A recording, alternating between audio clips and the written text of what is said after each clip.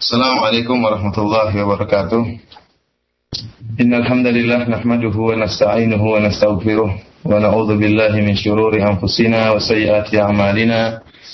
May yahdihillahu fala mudilla lahu wa may yudlil fala hadiya lahu. Asyhadu an la ilaha illallah wahdahu la syarika lahu wa asyhadu anna Muhammadan 'abduhu wa rasuluhu la nabiyya ba'dahu. Ya ayyuhalladzina amanu taqullaha haqqa tuqatih wa la tamutunna illa wa antum muslimun. يا أيها الناس اتقوا ربكم الذي خلقكم من نفس واحدة وخلق منها زوجها فبث منهما رجالا كثيرا ونساء واتقوا الله الذي تساءلون به والأرحام إن الله كان عليكم رقيبا يا أيها الذين آمنوا اتقوا الله وقولوا قولا سديدا يصلح لكم أعمالكم ويغفر لكم ذنوبكم ومن يطع الله ورسوله فقد فاز فوزا عظيما أما بعد فإن أحسن الكلام كلام الله وخير الهدي هدي محمد صلى الله عليه وسلم وشر الأمور محدثاتها فإن كل محدثة بدعة وكل بدعة ضلالة وكل ضلالة في النار. Ikhwani azani Allah wa iyyakum, para pendengar Radio Raja yang dimuliakan oleh Allah Subhanahu wa taala. Alhamdulillah pada pertemuan yang lalu kita telah menjelaskan tentang bagaimana kondisi keagamaan di Jaziratul Arab. Bagaimana orang-orang Arab di zaman jahiliyah mereka terjerumus dalam penyembahan berhala, ya. Dan kita telah jelaskan pula di mana Allah Subhanahu wa taala telah murka tatkala itu terhadap penduduk dunia seluruhnya. Sebagaimana disebutkan dalam hadis yang diriwayatkan oleh Imam Muslim dalam sahihnya, Rasulullah sallallahu alaihi wasallam bersabda, wa inna Allaha nadhara ila ahli al-ard famaqatahum arabahum wa ajamahum illa baqaya min ahli al-kitab. Bahwasanya Allah Subhanahu wa taala melihat penduduk bumi, kemudian Allah Subhanahu wa taala murka kepada mereka seluruhnya, baik yang Arab maupun yang ajam, yang selain Arab, kecuali hanya sebagian orang-orang yang tersisa dari ahli kitab. Selain orang-orang Arab yang tersesat dalam kesyirikan, demikian juga di sana ada agama-agama lain yang juga merupakan bentuk kesyirikan yang menyebabkan penduduk bumi tatkala itu dimurkai oleh Allah Subhanahu wa taala. Dan agama-agama tersebut juga masuk ke dalam Jaziratul Arab. Dan antaranya agama Majusi masuk juga ke dalam Jaziratul Arab. Demikian juga agama Yahudi masuk juga dalam Jazirah Arab. Dan demikian juga agama Nasrani, agama Kristen masuk juga dalam Jazirah Arab. Sehingga sebagian dari kabilah yang ada di Jazirah Arab akhirnya memeluk agama Majusi, sebagaimana sebagian dari kabilah Arab juga memeluk agama Yahudi dan sebagian kabilah Arab memeluk agama Nasrani, ya. Namun oleh karenanya pada saat ini kita akan menjelaskan tentang pengaruh Yahudi terhadap kabilah-kabilah ada di Jazirah Arab, ya. Adapun orang-orang Yahudi ketika mereka masuk di Jazirah Arab, di antaranya mereka menunggu kedatangan seorang nabi yang mereka tahu benar bahwasanya Nabi Muhammad SAW akan ada seorang nabi yang diutus di Jazirah Arab, sehingga mereka sengaja untuk datang ke Jazirah Arab. Ya'rifunahu kama ya'rifuna abna'ahum. Ya, Allah Subhanahu wa taala sifatkan tentang orang-orang Yahudi bahwasanya mereka mengetahui Muhammad sebagaimana mereka mengetahui anak-anak mereka. Kita kalau melihat anak-anak kita, tentunya kita tahu benar bagaimana sifat anak-anak kita, bagaimana model anak-anak kita, bagaimana ciri-ciri anak-anak kita. Demikianlah Allah menggambarkan. Saking tahunya, ya, benar-benar orang-orang Yahudi itu ngerti tentang siapa Muhammad, sampai-sampai Allah menggambarkan pengetahuan mereka tentang Muhammad sebagaimana pengetahuan mereka terhadap anak-anak mereka. Sehingga mereka pun datang ke Jazirah Arab untuk menantikan kedatangan seorang nabi yang mereka menyangka bahwa nabi tersebut adalah dari Bani Israel, dari suku mereka. Namun kenyataannya lain, ternyata Allah Subhanahu wa taala mengutus Nabi Muhammad dari bangsa Arabnya. Orang-orang Yahudi, ya, melakukan kerusakan. Setelah ditinggal oleh Nabi Musa alaihissalam, mereka terus melakukan kerusakan sampai mereka melakukan perubahan-perubahan dalam mereka Taurat. Bahkan tidak ada kerusakan yang dilakukan oleh orang-orang Yahudi yang sangat luar biasa, tidak seperti dilakukan orang Nasrani. Orang-orang Nasrani melakukan kerusakan, namun kerusakan yang dilakukan oleh orang-orang Yahudi dalam kitab Taurat mereka sungguh sangat luar biasa. Karena Allah Subhanahu wa taala, ya, menyebutkan tentang penyimpangan yang dilakukan oleh dua agama ini, baik Yahudi maupun Nasrani, dalam firman-Nya, afatatma'una ay yu'minu lakum wa qad kana fariqun minhum yasma'una kalam Allah thumma yuharrifunahu min ba'di ma aqaluhu wa hum ya'lamun. Allah Subhanahu wa taala, apakah kalian kaum muslimin berangan-angan agar mereka ahli kitab Yahudi dan Nasrani untuk beriman kepada kalian, padahal sebagian mereka telah mendengar firman Allah Subhanahu wa taala. Setelah mereka mendengar firman Allah, kemudian mereka menyimpangkan firman Allah tersebut. Ya, mereka menyimpangkan kalimat Allah Subhanahu wa taala min ba'di ma aqaluhu wa hum ya'lamun. Padahal mereka sudah mengerti firman Allah tersebut dan mereka telah mengetahui. Namun mereka tetap merubah firman Allah, ya, meskipun mereka mengetahui kebenaran akan firman Allah Subhanahu wa taala. Demikian juga dalam ayat yang lain Allah Subhanahu wa taala menyebutkan tentang penyimpangan yang dilakukan oleh orang-orang Yahudi dan Nasrani. Di antaranya juga dalam firman yang lain, fawailul lil ladzina yaktubuna al-kitaba bi aydihim tsumma yaquluna hadza min indillah. Kata Allah, sungguh celaka orang-orang yang mereka menulis Alkitab dengan tangan-tangan mereka, menulis kitab suci dengan tangan-tangan mereka. Siapa? Orang-orang Yahudi dan orang-orang Nasrani. Tsumma yaquluna hadza min indillah. Kemudian mereka mengaku-ngaku bahwasanya apa yang mereka tulis tersebut datang dari Allah Subhanahu wa taala. Apa tujuannya? Liyashtaru bihi thamanan qalila, agar mereka mendapatkan sebagian dikit dari dunia. Kemudian kata Allah Subhanahu wa taala, fawailul lahum mimma katabat aydihim, ya, fawailul lahum mimma yaksibun. Sungguh celaka mereka akibat apa yang mereka tulis dengan tangan-tangan mereka, dan sungguh kecelakaan bagi mereka akibat apa yang telah mereka lakukan. Adapun sebagaimana saya jelaskan tadi, kerusakan, penyimpangan yang dilakukan, yang dituliskan oleh orang-orang Yahudi dalam kitab Taurat sungguh sangat luar biasa. Ya, dalam kitab Taurat terdapat balaya, terdapat kerusakan yang sangat luar biasa yang berkaitan dengan zat Allah Subhanahu wa taala dan juga berkaitan dengan para nabi-nabi Allah Subhanahu wa taala, para rasul. Ya. Allah Subhanahu wa taala telah menyebutkan beberapa penyimpangan orang-orang Yahudi tentang Allah Subhanahu wa taala dalam Al-Qur'an. Di antaranya orang-orang Yahudi berani-berani, ya, mensifati Allah dengan miskin. Mereka mengatakan Allah miskin, subhanallah. Mereka tahu Allah adalah Tuhan mereka. Namun dengan beraninya, dengan kurang ajarnya mereka mengatakan Allah miskin, fakir. Dan Allah sebutkan di dalam Al-Quran, laqad sami'a Allahu qawlan alladziina qalu inna Allaha faqir wa nahnu aghniya. Ya. Sungguh Allah telah mendengar perkataan orang-orang Yahudi yang mereka mengatakan bahwa Allah fakir, Allah miskin, wa nahnu aghniya. Adapun kami adalah orang-orang kaya. Mereka juga sebagaimana dalam Al-Quran, mereka mengatakan bahwasanya tangan Allah terbelenggu. Ya. Kata Allah dalam Al-Quran, wa qalatil yahudu yadullahi maglulah, gullat aydihim wa lu'inu bima qalu. Ya. Kata orang-orang Yahudi, bahwasanya tangan Allah terbelenggu.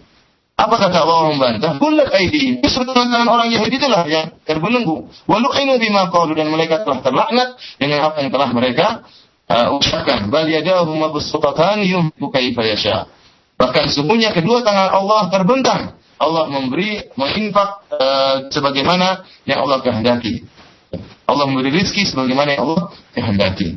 Adapun kalau kita buka, ya, Taurat dan kita perhatikan bagaimana orang-orang Yahudi mensifati Allah, tentunya lebih parah lagi sebagaimana disebut dalam Al-Quran. Di antaranya mereka mengatakan Allah capek. Allah Subhanahu wa taala menciptakan langit dan bumi dalam 6 hari. Pada hari ke-7 Allah capek pada hari Sabtu. Ini dibantah oleh Allah Subhanahu wa taala dalam Al-Qur'an.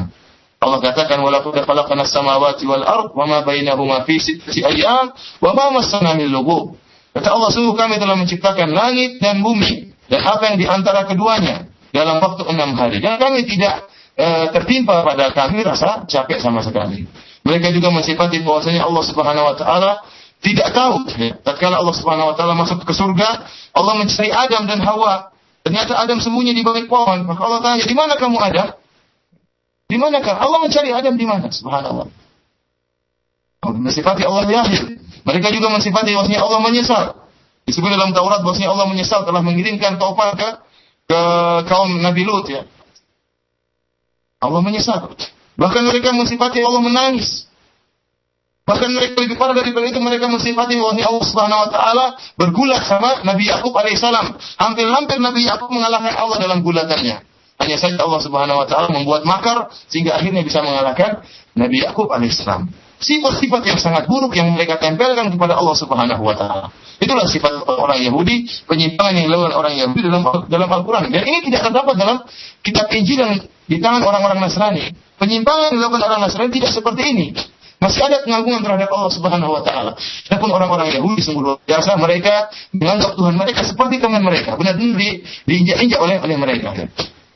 Kemudian setelah mereka berhasil atau setelah mereka selesai dari menghabisi Tuhan mereka, Allah Subhanahu wa taala, mereka kemudian mencela nabi-nabi yang diutus oleh Allah Subhanahu wa taala. Dan ini suatu perkara yang tidak mengherankan kalau Allah saja mereka sifati seperti itu, ya. Hampir-hampir kalah gula dengan Nabi Yakub alaihissalam. Bagaimana dengan para nabi, para rasul? Tentunya lebih parah lagi sifat-sifat yang mereka tempelkan kepada para nabi. Contohnya mereka mengatakan Nabi Nuh alaihissalam. Nabi Nuh alaihissalam adalah sikir tukang mabuk. Mereka mensifati Nabi Nuh alaihissalam tukang mabuk. Ya. Mereka juga mensifati Nabi Nuh mabuk dan berzina. Bahkan Nabi Lut alaihissalam berzina dengan dua putrinya. Sampai akhirnya dua putrinya hamil dari ayahnya sendiri Nabi Lut. Subhanallah. Ini kedosaan yang sangat luar biasa. Mereka juga mensifati Nabi Daud berzina dengan orang wanita. Bahkan Nabi Daud berencana agar suami sang wanita tadi ini berzina dengan seorang wanita yang sudah memiliki suami. Sehingga Nabi Daud membuat makar sehingga suaminya disuruh perang dan di saat pertama akhirnya meninggal. Supaya dia bisa berzina dengan istrinya. Ini subhanallah. Apa sikap biadab dan kurang ajar yang mereka tempelkan kepada para nabi. Yang mereka mengatakan juga Nabi Ibrahim adalah dayus. Nabi Ibrahim adalah dayus, sampai Nabi Ibrahim menawarkan istrinya kepada raja yang zalim. Padahal ceritanya tidak demikian. Mereka menuduh Nabi Ibrahim yang telah menawarkan istrinya Siti Sarah kepada raja yang zalim. Demikian juga mereka mensifati Nabi Yakub, ya, suka mencuri. Bahkan Nabi Yakub berbuat makar, mengambil kenabian dari ayahnya Ishak dengan penipuan. Seharusnya kenabian itu diwariskan bukan dari Ishak kepada Yakub, tapi kepada kakaknya Yakub, Nabi Yakub. Namun Yakub ingin mewarisi kenabian dari Nabi Ishak dari ayahnya sendiri, akhirnya mengadakan penipuan. Subhanallah. Inilah sifat-sifat orang-orang Yahudi tempelkan kepada para nabi. Kerusakan yang mereka terus bawa kalau mereka datang ke Jazirah Arab, keyakinan tersebut ada dan termaktub dalam Taurat mereka. Bahkan sampai sekarang, kerusakan-kerusakan ini masih termaktub dalam kitab Taurat. Ikhwani fillah, azani Allah wa iyyakum, para pendengar radio Raja yang dimuliakan oleh Allah Subhanahu wa taala. Oleh karenanya, kita tidak heran kalau ternyata hobinya orang Yahudi adalah membunuh para nabi. Allah Subhanahu wa taala mengatakan qatlihimul anbiya. Orang-orang Yahudi suka membunuh para nabi. Itu hobi mereka. Setiap nabi yang tidak cocok dengan mereka, mereka bunuh. Kalau Allah yang mereka gitukan. Kalau para nabi saja mereka gitukan, ya, mereka sifati dengan sifat-sifat yang buruk. Bahkan mereka bunuh, bagaimana dengan selain para nabi, bagaimana dengan kaum muslimin? Ya. Jangan kita harapkan rasa kasihan dari hati mereka, sedangkan nabi saja mereka bunuh, apalagi kaum muslimin yang bertentangan dengan akidah mereka. Oleh karena jangan kita heran kenapa orang-orang Yahudi berani mensifati Allah Subhanahu wa taala, bahkan berani mensifati nabi-nabi dengan sifat-sifat yang buruk. Kenapa? Karena untuk membenarkan apa yang telah mereka lakukan. Mereka itu berakhlak buruk orang Yahudi. Kalau mereka mungkin berzina, mereka mungkin kemaksiatan, kata mereka, nabi-nabi juga demikian. Bukan sesuatu hal yang baru. Nabi-nabi juga demikian. Jadi mereka sengaja melakukan penyimpangan dalam Al-Quran. Ya. Rahasianya kenapa? Penyimpangan dalam Taurat. Kenapa? Agar mereka lakukan dari kerusakan dan penyimpangan. Kata mereka itu sudah biasa. Kata para nabi pun demikian. Itulah kondisi akibat orang Yahudi yang akhirnya mereka pun berhijrah ke Jazirah Arab untuk menantikan kedatangan yang mereka sangka, kedatangan seorang nabi yang mereka sangka dari bangsa mereka, ternyata adalah dari bangsa Arab, itu Nabi Muhammad SAW. Demikian juga orang-orang Nasrani, sebagaimana dijelaskan tadi oleh Allah Subhanahu Wa Taala, mereka juga melakukan penyimpangan. Mereka menulis Alkitab dengan tangan-tangan mereka. Summa yaquluna hadza min indillah. Kemudian kata mereka ini adalah dari Allah Subhanahu Wa Taala. Padahal adalah tulisan dari tangan mereka, dan mereka telah melakukan penyimpangan yang luar biasa dalam Injil, yaitu dengan mengatakan Isa adalah anak Allah Subhanahu wa taala. Itu mereka mengatakan Allah telah bersatu dengan Nabi Isa alaihissalam, dan ini merupakan kekufuran yang sangat luar biasa. Oleh karena Allah Subhanahu wa taala mengatakan dalam Al-Qur'an tentang kekafiran mereka, kata Allah Subhanahu wa taala, laqad kafara alladziina qalu innallaha thalithu tsalatsa. Sungguh telah kafir orang-orang yang mengatakan Allah itu satu dari yang tiga. Ya, akidah Trinitas itu merupakan akidah kekufuran. Allah mengatakan sungguh-sungguh benar-benar telah kafir orang-orang yang mengatakan Allah satu dari yang tiga. Dalam ayat yang lain Allah mengatakan laqad kafara alladziina qalu innallaha huwal masih ibnu Maryam. Sungguh telah kafir, ya, orang-orang yang mengatakan ya Allah itulah Isa bin Maryam. Kenapa? Kenapa Allah menyebutkan dua model kekafiran dalam Al-Quran ini? Karena memang orang-orang Nasrani terpisah di dua. Ada yang mengatakan bahwasanya Allah bersatu dengan Nabi Isa alaihissalam sebagaimana bersatunya air dengan susu ya. Tatkala kita aduk jadilah suatu yang baru, campuran antara air dengan susu jadilah susu. Ya, jadilah air susu yang siap untuk diminum. Demikianlah kata mereka. Allah bersatu dengan Nabi Isa. Tadinya dua zat yang berbeda, kemudian bersatu menjadi satu padu dan tidak bisa dipisahkan. Adapun yang kedua mengatakan bahwasanya Allah Subhanahu wa taala menempati Nabi Isa sebagaimana air yang dituangkan di sebuah gelas. Ya, ini lebih yang pertama lebih buruk daripada yang kedua. Yang dua-duanya merupakan kekufuran. Dua-duanya merupakan kekufuran. Allah jelas dalam Al-Qur'an bahwa sini akidah yang kafir dan kita harus mengkafirkan orang-orang yang berakidah seperti ini. Allah Subhanahu wa taala jelaskan bagaimana busuknya perkataan mereka ini. Dalam surat Maryam, wa qalu ittakhadallahu walada. Laqad ji'tum syai'an idda. Takadu as-samawati yatafattarna minhu wa tanshaqqu al-ardu wa takhirru al-jibalu hadda an da'u lir-rahmani walada. Wa ma yanbaghi lir-rahmani an yattakhidha walada. In kullu man fis samawati wal ardi illa ati ar-rahmani abda. Allah Subhanahu wa taala mereka mengatakan bahwasanya Allah memiliki anak. Ini sebuah perkataan yang sangat luar biasa. Hampir-hampir langit terbelah dan hampir-hampir bumi pecah dan hampir-hampir gunung-gunung runtuh. Kenapa? Tatkala mereka mengatakan bahwasanya Allah telah mengambil anak. Padahal tidak pantas dan tidak layak bagi Allah Subhanahu wa taala pencipta alam semesta ini untuk memiliki anak. Sungguhnya seluruh yang ada di langit dan bumi datang kepada Allah sebagai hamba. Isa alaihissalam adalah seorang hamba manusia biasa, tidak pantas untuk bersatu dengan Allah Subhanahu wa taala. Bagaimana Allah, zat yang maha kuasa, zat yang maha sempurna, bersatu dengan seorang makhluk seperti Nabi Isa yang penuh kekurangan, ya. Yang penuh kekurangan, yang mungkin sakit, yang mungkin lapar, yang mungkin lemah, yang mungkin buang air, yang mungkin menikah.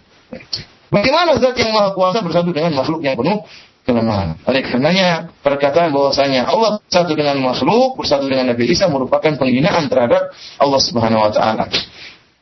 Para pendengar radio Raja yang dimuliakan oleh Allah Subhanahu wa taala, karenanya ingatlah jangan sampai kita terpedaya dengan propaganda ya orang-orang yang mengatakan bahwa tiga agama itu sama. Agama Yahudi, agama Nasrani, agama Islam adalah agama yang sama, yang tidak benar. Bagaimana agama tauhid yang dibangun atas penyembahan Allah saja disamakan dengan agama kesyirikan? Bagaimana disamakan antara ketauhid dengan kesyirikan?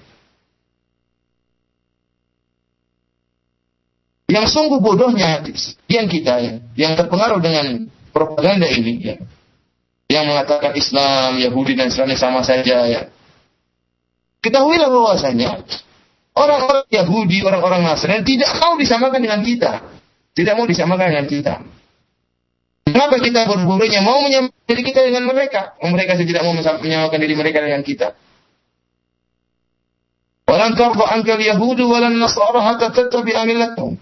Tidak akan ridha orang Yahudi dan orang Nasrani sampai kalian ikuti agama mereka. Allah jelaskan tidak akan ridha. Bagaimana sama antara Yahudi dengan Islam? Ternyata kaum muslimin dibantai. Bagaimana sama? Karena itu orang yang mengucapkan kalimat ini sama menyamakan antara kesyirikan dengan tauhid, itu orang yang tidak tahu akalnya kemana. Kemana akalnya saya tidak tahu. Allah Subhanahu wa taala mengkafirkan jelas-jelas. Laqad kafara alladziina qalu innallaha huwal masiihul maryam. Sungguh benar-benar telah kafir orang yang mengatakan bahwasanya Allah adalah Isa bin Maryam. Lantas dia mengatakan sama saja jadi masalah. Semua bisa masuk surga. Ini adalah pemikiran yang sesat yang harus kita peringatkan kepada saudara-saudara kita dan kepada anak-anak kita akan bahayanya pemikiran seperti ini. Kalau memang semua agama sama, sudah buat apa kita beragama Islam? Kita masuk agama yang lain saja. Bukankah agama yang lain itu lebih mudah? Boleh minum bir, boleh macam-macam. Ya mungkin zina juga boleh, tidak jadi masalah. Ngapain kita memeluk agama Islam? Peluk saja agama yang lain kalau memang sama. Ikhwani, sanallahu wa iyyakum para pendengar radio yang dimuliakan oleh Allah Subhanahu wa taala. Ya. Itulah ya beberapa agama yang terdapat di Jazirah Arab seperti diutusnya Rasulullah sallallahu alaihi wasallam. Agama Yahudi, agama Nasrani, demikian juga agama Majusi. Yang sebagian kabilah Arab kemudian memeluk agama-agama tersebut karena terpengaruh dengan dakwah mereka. Sebagaimana hadis yang tadi kita sebutkan di awal pengajian bahwasanya Allah Subhanahu wa taala murka terhadap penduduk bumi. Seluruhnya baik orang Arab maupun selain Arab, illa baqaya min ahlul kitab. Kecuali sebagian dari orang-orang yang tersisa dari ahlul kitab. Ya, yang demikian juga disebut oleh para ulama, yaitu orang-orang yang disebut dengan hunafa, ya, yang mereka masih lurus, masih mengikuti sebagian ajaran Nabi Ibrahim alaihissalam. Karena tatkala terjadi masa fatrah antara Nabi Isa dan Nabi Muhammad SAW, itu fatrah yang sangat panjang, 500-600 tahun. Setelah Nabi Isa tidak diutus lagi kecuali Nabi Muhammad SAW. Dan jarak antara Nabi Isa dengan Nabi Muhammad SAW jarak yang sangat jauh, sekitar 500-600 tahun. Sehingga dikenal oleh dengan masa fatrah yang Allah Subhanahu wa taala sebutkan dalam Al-Qur'an, ya ahlal kitab qad ja'akum rasuluna yubayyinu lakum ala fatratin minar rusuli ya an taqulu ma ja'ana min basyirin wala nadhir. Wahai ahlul kitab, datang kepada kalian rasul kami yang telah menjelaskan kepada kalian ala fatratin minar rusul, ya, datang pada saat di masa fatrah, ya. Jadi antara Nabi Isa dan Nabi Muhammad, fatrah yang sangat panjang, masa jeda yang sangat panjang, sampai 500-600 tahun. Diutuslah Nabi Muhammad SAW untuk menegakkan hukum bagi orang-orang ahlul kitab. Dan jadi pertanyaan, ikhwani fillah, azanillahu wa iyyakum, apakah orang-orang yang hidup di masa fatrah, ya, kalau meninggal dunia mereka masuk surga, apakah mereka yang diadab di api neraka? Sebelum kita bahas ini, saya ingin jelaskan bahwasanya di masa fatrah, ya, sebelum diutusnya Muhammad SAW sebagai seorang rasul, ada orang-orang yang berjalan di atas agama yang lurus. Ada yang mengikuti agama Nasrani dengan agama yang lurus, dan ada yang mengikuti apa yang tersisa dari ajaran Nabi Ibrahim alaihissalam. Di antara orang-orang yang disebut dengan hunafa, mereka dikenal dengan hunafa, yaitu orang-orang yang hidup di masa fatrah akan tapi masih berjalan di atas rel yang benar, tidak melakukan kesyirikan, tidak beribadah kepada patung-patung, ya, tidak beribadah terhadap berhala. Di antara mereka tentunya Nabi Muhammad SAW. Muhammad sebelum beliau menjadi Nabi juga berada di atas fatrah, di atas sebagai orang hunafa, ya, termasuk orang-orang hunafa, karena Nabi SAW tidak pernah menyembah berhala. Demikian juga di antara orang-orang yang termasuk hunafa adalah Zaid bin Amr bin Nufail. Zaid bin Amr bin Nufail. Sebagaimana diriwayatkan oleh Ibnu Ishaq dengan sanad yang hasan, kata Asma binti Abi Bakar radhiyallahu ta'ala anhuma, laqad ra'aitu Zaid bin Amr bin Nufail musnidan dhahrahu ila al-Ka'bah yaqulu ya ma'syara Quraisy walladhi nafsi Zaid bi yadihi ma asbaha ahadun minkum ala din Ibrahim ghairi. Kata Asma binti Abi Bakar, saya pernah melihat Zaid bin Amr bin Nufail menyandarkan punggung dari Ka'bah. Kemudian dia berkata, wahai orang-orang Quraisy, demi zat yang jiwa Zaid, jiwaku berada di tangannya, tidak seorang pun dari kalian yang berada di atas agama Ibrahim kecuali saya. Tidak ada seorang pun yang berada di atas agama Ibrahim kecuali saya. Artinya dia mengetahui bahwasanya masih ada sisa dari ajaran Nabi Ibrahim. Maka dia mengatakan, kalian seluruhnya orang Quraisy ada yang seperti saya, yang berada di atas ajaran Nabi Ibrahim. Bahkan dia berkata dalam doanya, Allahumma inni law a'lamu ahabbal wujuhi ilaik abadtuka bihi walakinni la a'lam. Kata dia, Allah, kalau saya tahu cara yang paling kau sukai untuk menyembah engkau, ya, saya akan kerjakan cara tersebut ya Allah. Hanya saja saya tidak tahu. Summa yasjudu ala rahilatihi. Kemudian dia pun sujud di atas onta dia, di atas kendaraannya. Kemudian dia berkata, ilahi ilahu Ibrahim, sesungguhnya Tuhanku adalah Tuhan Ibrahim, Tuhannya Ibrahim, wa dini dinu Ibrahim, dan agamaku adalah agamanya Nabi Ibrahim alaihissalam. Jadi di antara orang-orang munafik yang masih di atas rel yang lurus sebelum diangkatnya Rasulullah SAW sebagai seorang nabi, di antaranya Zaid bin Amr bin Nufail, ya. Disebutkan oleh Imam Al-Bukhari rahimahullah dalam sahihnya bahwasanya si Zaid bin Amr ini dia pergi ke Syam untuk mencari agama yang benar. Akhirnya dia bertemu dengan salah seorang alim dari kalangan orang-orang Yahudi. Dia ingin mengenal agama Yahudi untuk masuk dalam agama Yahudi. Namun apa kata orang Yahudi tersebut? Innaka la takunu ala dinina hatta ta'khudha nasibaka min fadlillah.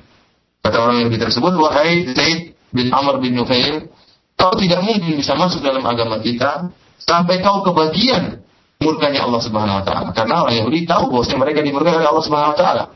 Dia mengatakan kau tidak mungkin bisa masuk dalam agama kita kecuali engkau kena sebagian murka Allah Subhanahu wa taala. Apa kata Syekh? Wa ma afiru illa min ghadabillah ta'ala. Bukankah saya ini berusaha mengenal agama kalian kecuali untuk lari dari murka Allah? Bagaimana saya masuk agama kalian kalau saya akhirnya dimurkai oleh Allah Subhanahu wa taala? Akhirnya dia pun meninggalkan agama Yahudi ya. Namun disebutkan bahwasanya Zaid bin Nufail ini bertemu dengan Rasulullah SAW. Akan tapi dia meninggal dunia sebelum diangkatnya Nabi Muhammad SAW sebagai seorang Rasul. Orang kedua yang disebutkan oleh para ahli sejarah, termasuk dari orang-orang yang khunafa, adalah Warqa bin Naufal. Warqa bin Naufal. Yang Warqa bin Naufal ini diriwayatkan bahwa dia pernah keluar bersama Zaid bin Nufail ke negeri Syam untuk mencari agama yang benar. Akhirnya dia pun masuk Kristen. Ya. Tetapi si Zaid tidak ridho kecuali agama Nabi Ibrahim alaihissalam. Dan kita tahu kisahnya kalau Rasulullah SAW khawatir suatu menimpa dirinya tatkala bertemu dengan malaikat Jibril, maka Rasulullah SAW pulang ke rumah bertemu dengan Khadijah istrinya radhiyallahu ta'ala anha. Akhirnya Khadijah pun mengajak Rasulullah SAW untuk bertemu dengan Warqa bin Naufal, ya, seorang pendeta yang beragama Nasrani akan tapi dia tidak melakukan kesyirikan. Dan dia tidak menyembah berhala dan tidak menyembah kecuali pada Allah Subhanahu wa taala. Akhirnya dia ceritakan, Khadijah menceritakan kisah yang telah menimpa Nabi Muhammad sallallahu alaihi wasallam. Apa kata Warqa bin Naufal? In yakun sadiqan fa inna hadha namus mithlu namus Musa. Kata Warqa bin Naufal, kalau memang si Muhammad ini benar, sesungguhnya yang datang menemui dia adalah malaikat yang telah mendatangi Nabi Isa juga, yaitu malaikat Jibril alaihissalam. Yang menemui dia adalah malaikat Jibril sebagaimana telah menemui Nabi Isa alaihissalam. Kemudian dia mengatakan, seandainya engkau nanti pasti engkau akan diusir oleh kaummu ya wahai Muhammad. Kalau kuntu jada'an la ansuruka nasran mu'azzaran. Saya akan menolong engkau dengan penolongan yang sangat kuat. Akhirnya kata Nabi SAW, apakah kaumku akan mengusirku? Kata Warqa bin Naufal, semua nabi pasti akan diusir oleh kaumnya. Ikhwani, ini menunjukkan bahwasanya Warqa bin Naufal juga termasuk orang-orang yang berjalan di atas rel yang lurus dikenal dengan Hunafa. Orang yang berikutnya di masa fatrah yang terhadap orang-orang Hunafa seperti Qus bin Sa'idah al-Iyadi. Orang yang bernama Qus bin Sa'idah al-Iyadi. Ya. Dan disebutkan oleh ahli sejarah masih banyak orang-orang yang seperti itu ya. Seperti Arbab bin Ri'ab, kemudian Suwaid bin Amir al-Mustalaqi, kemudian juga As'ad Abu Kar bin al-Himyari, dan banyak orang-orang yang disebutkan oleh ahli sejarah, termasuk orang-orang yang di masa fatrah, akan tetapi mereka berjalan di atas rel yang lurus yang dikenal dengan Hunafa.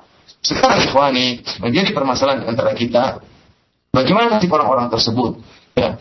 Orang-orang yang di masa fatrah namun melakukan kesyirikan. Orang-orang di masa fatrah yang termasuk Hunafa yang tidak melakukan kesyirikan, maka insya Allah mereka akan masuk surga kalau mereka mati dalam keadaan bertauhid kepada Allah Subhanahu wa taala. Karena mereka, sebagian mereka ada yang menganut agama Nasrani yang masih lurus, sebagian mereka ada yang menganut agama Nabi Ibrahim yang masih lurus, yang belum tercampur dengan kesyirikan. Dan jadi pertanyaan kita, bagaimana dengan orang-orang di masa fatrah yang terjerumus dalam kesyirikan kemudian meninggal dunia? Bagaimana nasib mereka? Apakah mereka dihadap di api neraka, ataukah mereka diberi uzur oleh Allah Subhanahu wa taala kemudian dimasukkan dalam surga Allah Subhanahu wa taala? Di antara yang bahas panjang lebar tentang hal ini adalah Syekh Muhammad Al-Amin Asy-Shinqiti. Syekh Muhammad Al-Amin Asy-Shinqiti menjelaskan tentang permasalahan ini. Kita akan berusaha memaparkan permasalahan ini dengan secara ringkas ya. Ketahui ikhwani fillah wa akhwati fiddin azani Allah wa iyyakum, para pendengar radio yang dimuliakan oleh Allah Subhanahu wa taala. Allah berfirman dalam Al-Qur'an dalam surat Al-Isra, "Wa ma kunna mu'adzibina hatta nab'atha rasula." Sungguhnya kami tidak akan mengadab sampai kami mengutus seorang rasul. Kami tidak akan mengadab sampai kami mengutus seorang rasul. Dalam ayat yang lain Allah Subhanahu wa taala berfirman, "Rusulan mubasysyirin wa mundzirin li'alla yakuna lin-nasi 'ala Allahi hujjatun ba'da ar-rusul." Demikianlah rasul-rasul yang kami utus untuk memberi kabar gembira dan untuk memberi peringatan. Li'alla yakuna lin-nasi 'ala Allahi hujjah, agar orang-orang tidak memiliki hujjah untuk menentang Allah Subhanahu wa taala setelah diutusnya para rasul. Jadi Allah mengutus para rasul untuk menegakkan hujjah, sehingga Allah tidak akan mengadab sampai Allah mengutus para rasul. Kalau Allah sudah mengutus para rasul dan kemudian mereka tetap kafir kepada Allah, baru akan ditegakkan hujjah. Demikian juga baru akan setelah ditegakkan hujjah baru akan ditegakkan azab kepada mereka. Demikian juga dalam ayat yang lain Allah mengisahkan tentang orang-orang di azab di api neraka. Wa qala alladziina fin naari li khazanati jahannam ud'u rabbakum yukhaffif 'anna yawman minal 'adzab.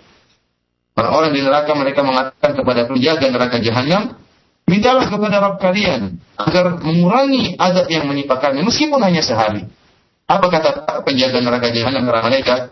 Qalu awalam taku ta'tikum rusulukum bil bayyinat? Qalu bala. Bukankah telah datang rasul-rasul kalian dengan membawa penjelasan? Mereka mengatakan benar. Intinya orang yang diazab dalam api neraka telah datang kepada mereka para rasul. Karena ayat yang seperti ini menunjukkan bahwasanya orang yang hidup di masa fatrah, ya masa jeda antara dua orang rasul, kemudian meninggal dalam kesyirikan, mereka diberi uzur oleh Allah Subhanahu wa Ta'ala. Ini pendapat sebagian ulama.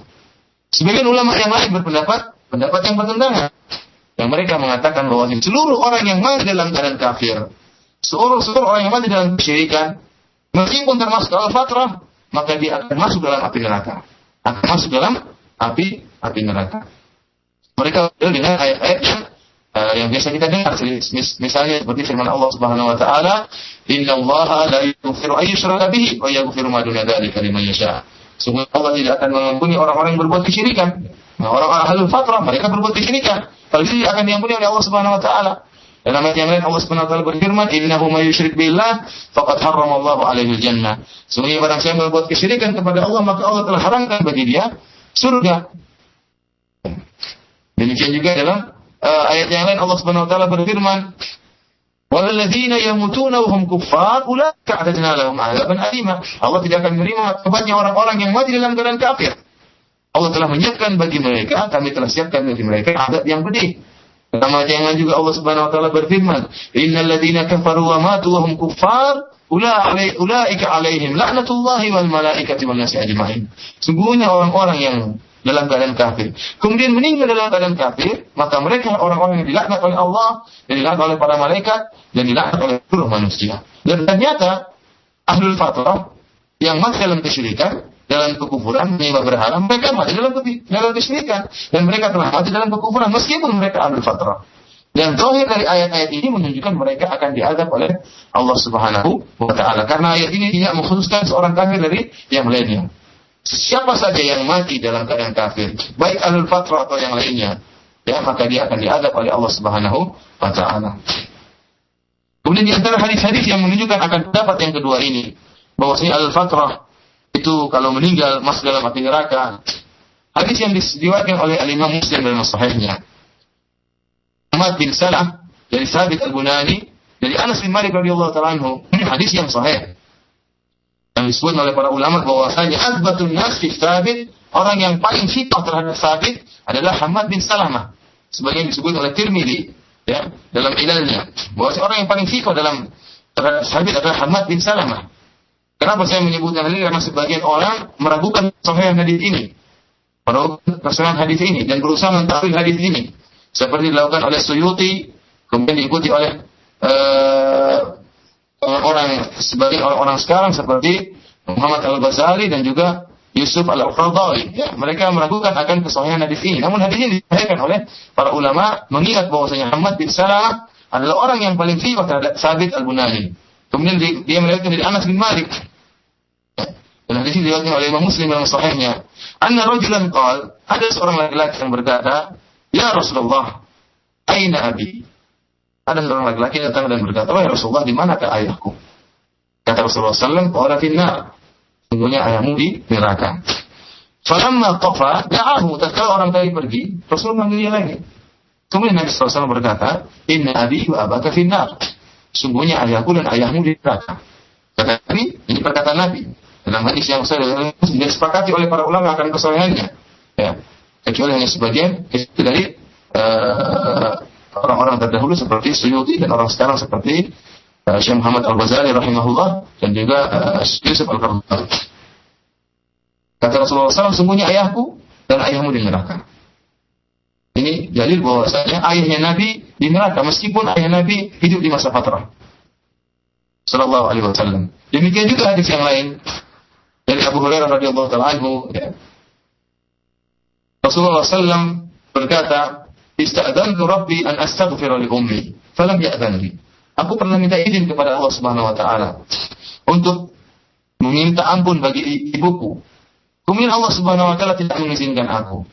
Wa sta'dzantu an azura qabraha fa'adzina li. Kemudian aku pun meminta izin kepada Allah untuk bisa mengunjungi, menziarahi kuburan ibuku. Allah pun mengizinkannya. Di sini para ulama mengatakan bahwasanya ibu Nabi Muhammad SAW juga dalam keadaan kesyirikan. Sampai-sampai Rasulullah SAW tatkala minta izin agar Allah mengambil dosa-dosanya, Allah tidak mengizinkan. Disebut dalam riwayat yang lain, Rasulullah SAW pun menangis, dan akhirnya orang-orang di sampingnya pun ikut menangis tatkala melihat Rasulullah SAW menangis, ya, di kuburan ibunya. Ikhwan fillah, azanillahu wa iyyakum. Jadilah saya katakan dua pendapat besar di kalangan para ulama. Yang pendapat kedua ini dipilih oleh Imam Nawawi. Imam Nawawi salah seorang ulama Syafi'i besar, seorang ulama besar dari mazhab Syafi'i, yang kitabnya Al-Minhaj Syarh Sahih Muslim. Dia memilih pendapat kedua. Menurut dia bahwasanya seluruh ahlu fatrah, ya, telah datang kepada mereka dakwah.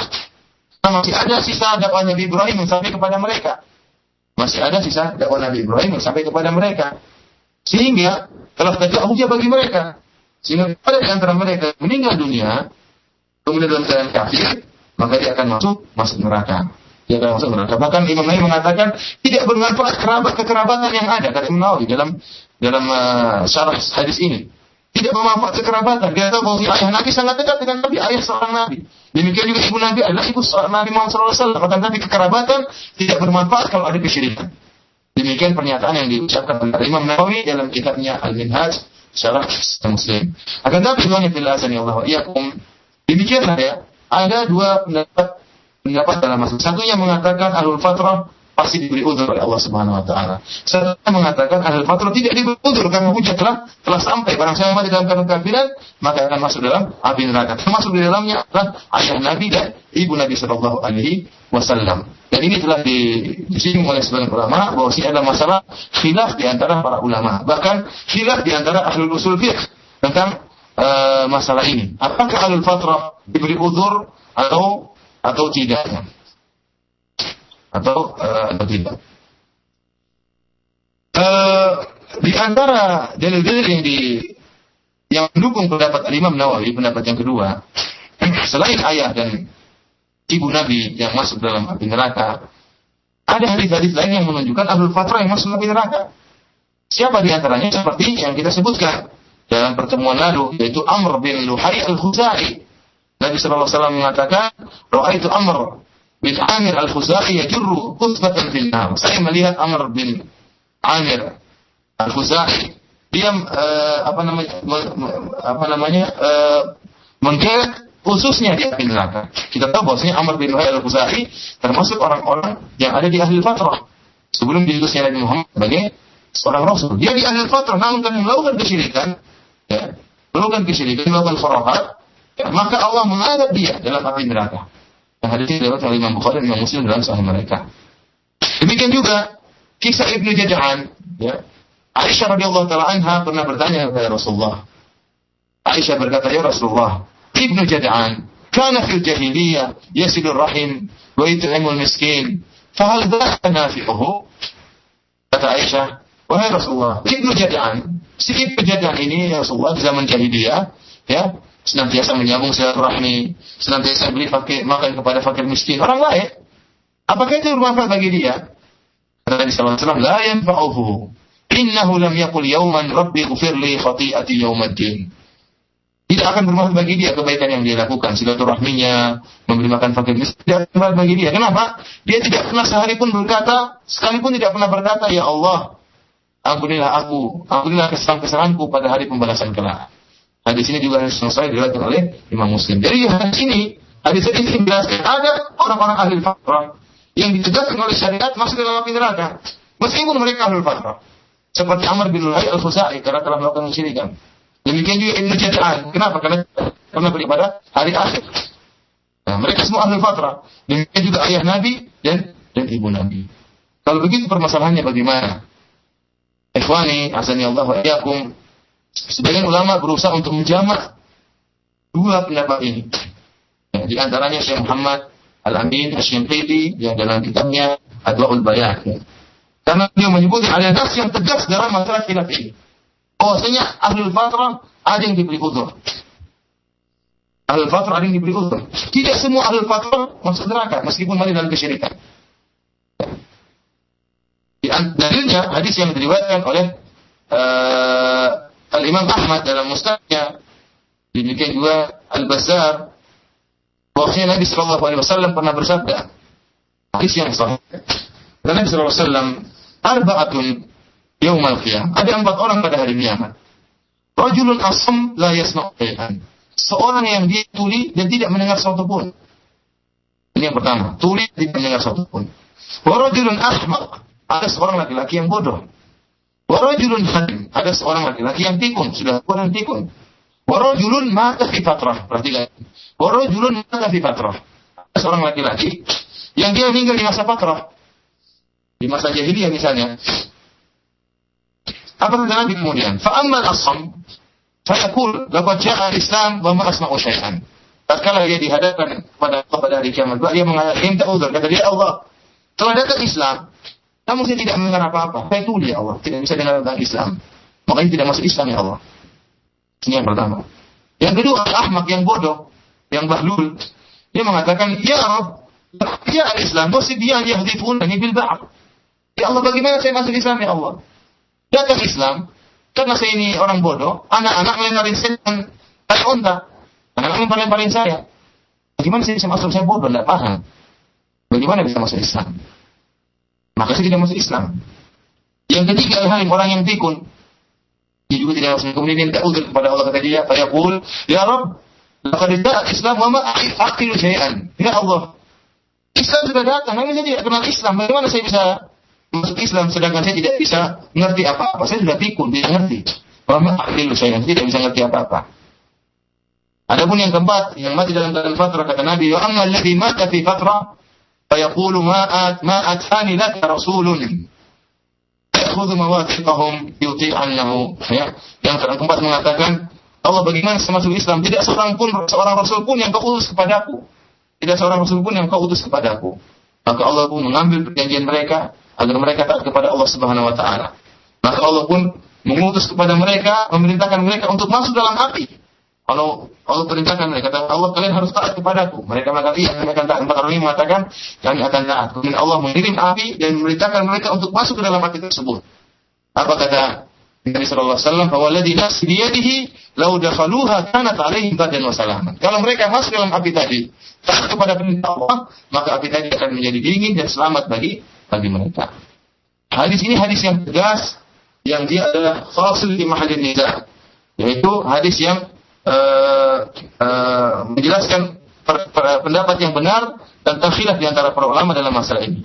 Hadis ini menunjukkan bahwasanya orang yang memiliki uzur seperti orang bodoh, orang pikun, orang tuli, orang di ahlul fatrah, mereka akan diuji oleh Allah Subhanahu wa taala pada hari kiamat kelak, ya. Diuji oleh Allah Subhanahu wa taala. Barang siapa yang memang benar-benar yang tahu mereka berhak masuk surga, maka mereka akan taat kepada Allah Subhanahu wa taala. Dari sini kita tidak bisa kita mutlakkan bahwa orang yang mati dalam kesyirikan pasti masuk neraka. Tidak bisa kita mutlakkan. Tidak bisa kita katakan setiap orang yang mati dalam kesyirikan, setiap orang yang mati dalam kekufuran pasti masuk neraka. Karena di sini jelas ada orang tuli, ada orang pikun, ada orang bodoh, dan orang yang mati dalam keadaan di masa fatrah, semuanya akan diuji oleh Allah Subhanahu wa taala. Ya. Yang mengetahui tentang nasib mereka adalah Allah Subhanahu wa ta'ala. Oleh karenanya kita katakan, kalau kita perhatikan dari dalil yang tadi telah disebutkan, syariat menjelaskan ada sebagian al-fatrah yang pasti masuk neraka. Ya, yang pasti masuk neraka. Seperti tadi disebutkan seperti Amr bin Luhai Al-Khuzai, kemudian Ibnu Jad'an, dan ayah Nabi dan ibu Nabi. Dan ada sebagian al-fatrah yang akan diberi uzur oleh Subhanahu wa ta'ala, sebagaimana hadis dari riwayat Imam Ahmad yang tadi telah kita sebutkan. Inilah jam'un bainal qaulain. Inilah adalah pendapat yang benar, yang menjamakkan atau mengkompromikan yang ada dan mengkompromikan dua pendapat yang ada. Karenanya kita mengatakan setiap ahli fatrah pasti masuk surga, dan kita tidak juga mengatakan bahwa setiap ahli fatrah pasti masuk neraka. Tapi kita mengatakan sebagian mereka masuk neraka sebagaimana dalil-dalil yang sahih, dan sebagian mereka masuk surga karena mereka diberi uzur oleh Allah Subhanahu wa taala. Oleh karenanya masalah ini kita cukupkan sampai di sini ya. Meskipun telah jelas bahwasanya ayah dan ibu Nabi sallallahu alaihi wasallam berada di neraka, kenyataannya yang demikian. Nabi sallallahu alaihi wasallam yang telah mengungkapkan perkara tersebut, pernyataan tersebut. Nabi mengatakan, "Inna abi wa abaka finnar." Sungguh ayahku dan ayahmu di neraka. Jangan sampai kita kemudian mengikuti perasaan kita, akhirnya kita pun mengatakan ayah Nabi pasti di surga, ibu Nabi pasti di surga, apalagi kita berdalil dengan hadis yang batil. Seperti sebagian orang yang berdalil dengan hadis bahwasanya Nabi sallallahu alaihi wasallam menghidupkan ayah dan ibunya, kemudian masuk Islam keduanya, kemudian mati lagi. Ya, ayah dan ibunya dihidupkan, Nabi sallallahu alaihi wasallam atau oleh Allah dihidupkan mereka berdua dengan di hadapan Nabi sallallahu alaihi wasallam, kemudian keduanya masuk Islam, kemudian meninggal dan akhirnya masuk surga. Hadis ini adalah hadis yang maudhu, ya. Hadis palsu yang dikatakan oleh Ibnu Jauzi rahimahullah dan juga Zahabi dan ulama yang lainnya. Hadis tentang hidupnya kembali dua orang tua Nabi adalah hadis yang maudhu, hadis palsu. Kalau seandainya itu benar, maka akan tersohor kisah ini, karena itu mukjizat yang luar biasa. Nabi sallallahu alaihi wasallam menghidupkan kembali kedua orang tuanya. Namun ternyata hadis ini adalah hadis yang batil, ya. Dan demikian hikmah Allah Subhanahu wa taala.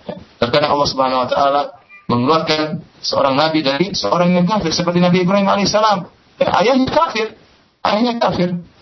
Demikian juga anaknya juga kafir.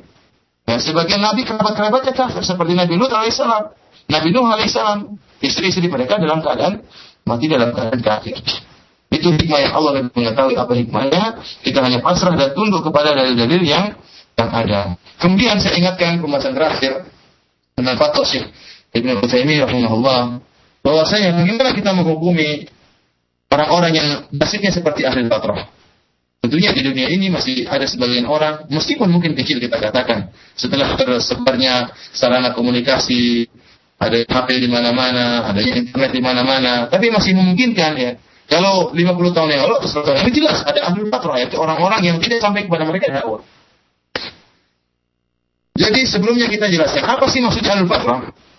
Para ulama jelaskan ahli fatrah ada dua model. Pertama, orang yang hidup di zaman jeda antara dua rasul, seperti orang yang hidup di zaman jahiliyah di masa Nabi Shallallahu Alaihi Wasallam sebelum diutusnya Muhammad sebagai Nabi, adalah hidup di al-fatrah. Yang kedua adalah orang yang tidak sampai kepada mereka dakwah yang benar. Orang tidak sampai kepada mereka dakwah yang benar, meskipun telah diutus Rasul. Contohnya orang-orang di zaman sekarang, orang-orang di zaman sekarang yang mungkin hidup di hutan, yang mungkin hidup di pedalaman, tidak mengenal kecuali agama tertentu, yang mungkin tidak mengenal kecuali menyembah arwah. Ada orang yang tidak mengenal kecuali agama Nasrani, jauh dari kota, tidak mengenal Islam sama sekali. Nenek moyangnya semuanya beragama Kristen, atau nenek moyangnya beragama Yahudi, tidak pernah sama sekali dengar tentang Islam. Jadi ini kalau sekarang kemungkinan sangat kecil, akan tapi 100 tahun lalu, 200 tahun lalu, kemungkinan sangat besar karena sarana komunikasi ada. Bisa jadi seorang hidup sejak kecil sampai meninggal dunia tidak mendengar kecuali Kristen. Bisa jadi seorang sejak kecil sampai meninggal dunia tidak mendengar kecuali penyembahan arwah. Bisa jadi seorang sejak kecil sampai meninggal dunia tidak mendengar kecuali agama Yahudi. Bagaimana nasib orang-orang seperti ini? Ya, yang jelas mereka termasuk al-fatrah. Nasib mereka di akhirat kita tidak tahu. Yang tahu hanya Allah. Allah akan menguji mereka.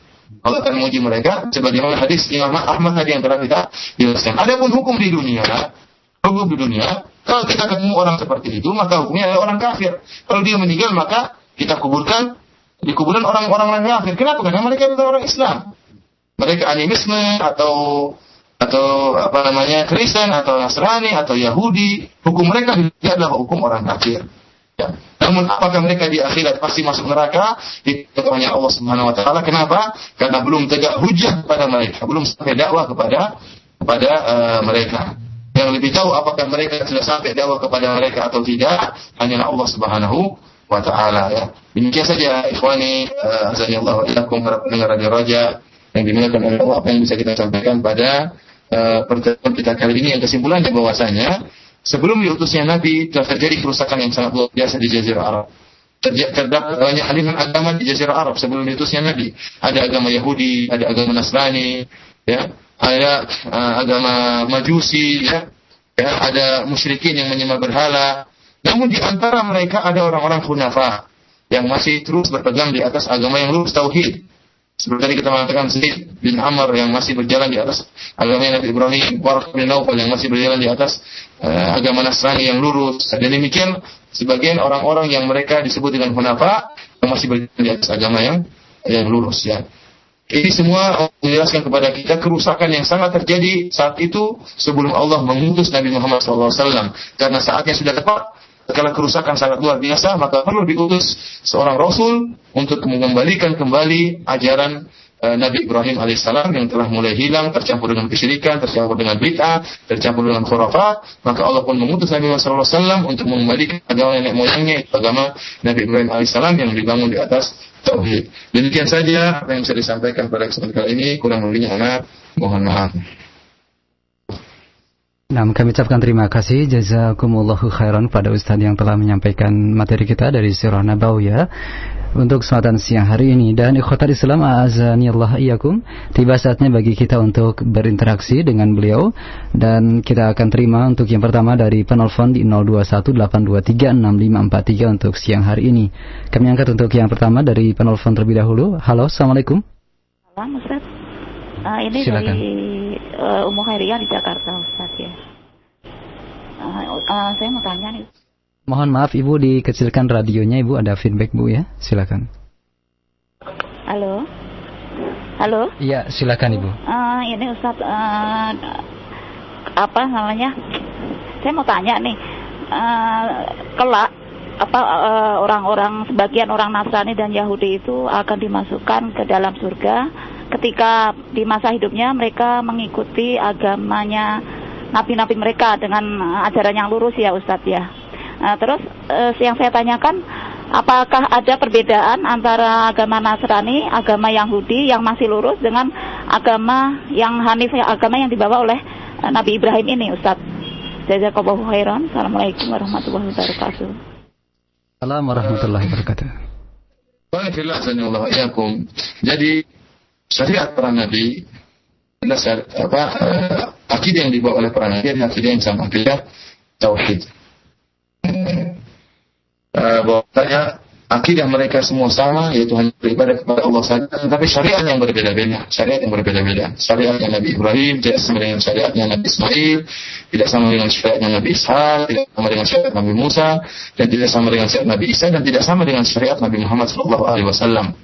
Tentunya setiap Nabi bawa kebenaran, dan pengikut mereka, ya, sebelum terjadi penyimpangan, sebelum terjadi perubahan terhadap kitab suci, ya, tentunya mereka berada di atas agama tauhid. Mereka berada di atas agama tauhid, dan tidak ada bedanya dari sisi akidah antara Nasrani dan Yahudi dengan Nabi Ibrahim dan ajaran Nabi Muhammad. Tidak ada bedanya, dengan syarat ajaran mereka belum terjadi perubahan. Namun sekarang telah terjadi perubahan, ya.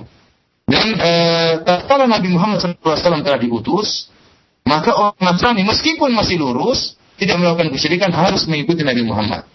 Dalam satu hadis Rasulullah SAW bersabda, "La yasma'u bi ahadun min hadhihi al-ummah Yahudiyyun aw Nasraniyyun, ya, thumma la yu'minu bihi illa kana min ashabin nar." Atau kama qala sallallahu alaihi wasallam. Kata Nabi sallallahu alaihi wasallam, tidaklah mendengar tentangku seorang pun dari umat ini, baik Yahudi maupun Nasrani, kemudian tidak beriman kepada aku, maka dia akan termasuk penduduk api neraka. Jadi setelah datang Nabi Muhammad SAW, maka Nabi SAW memansuhkan syariat-syariat sebelumnya.